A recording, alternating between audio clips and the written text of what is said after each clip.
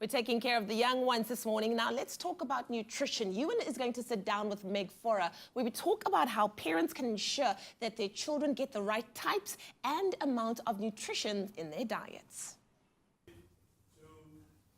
Right, focusing on some healthy nutrition when it comes to our young ones. Now, kids and teens who eat a healthy and balanced breakfast tend to be more focused at school and have more energy to get through the day.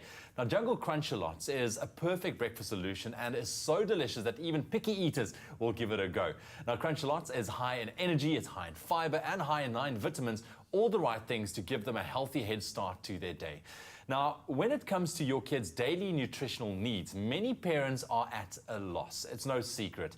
Occupational therapist and infant expert Meg Fora joining us this morning to give us some advice on helpful tips on how you can ensure that your kids get all the nutrients they need. Meg, thank you very much for joining us this morning.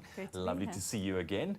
Yes, let's pick your brain a little bit. We want to make sure that our young ones are healthy, that they have sustained energy throughout the day, and that directly links with what they eat and what they put into their mouth. So I think first question here, what food groups do you think are appropriate for growing kids? Because we do know that they burn quite a lot. Yeah.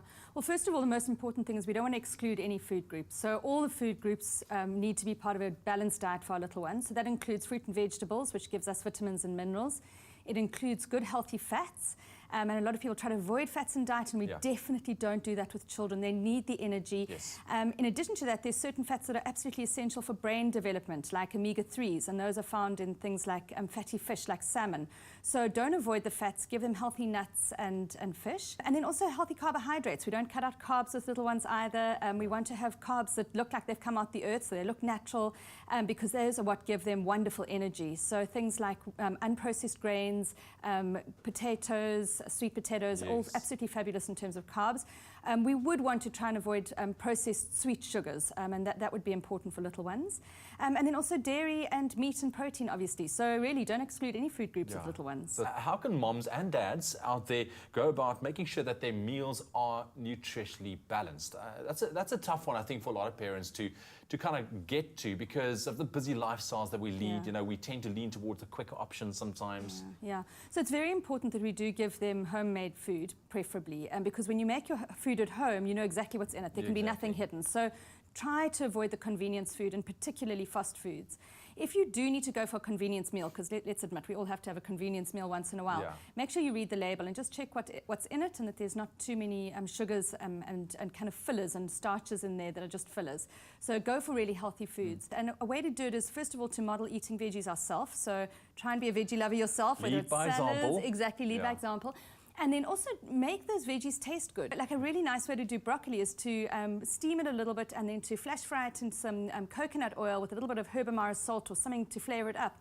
And then you've got a really tasty vegetable that will help them to kind of establish good feeding habits when it comes to veggies as well. I like that. And I always say, you know, a good measure is to take a look at what's on the plate and make sure that it's colourful. Absolutely, yeah. Because when you've boiled vegetables all the way, they're not colourful anymore, and they've lost all their nutrients anyway. That's the thing. Now one thing is getting the nutrition right, but how do you go about instilling good eating habits? What should you be looking at as a family to make sure that those habits, you know, that they can use it growing up as well?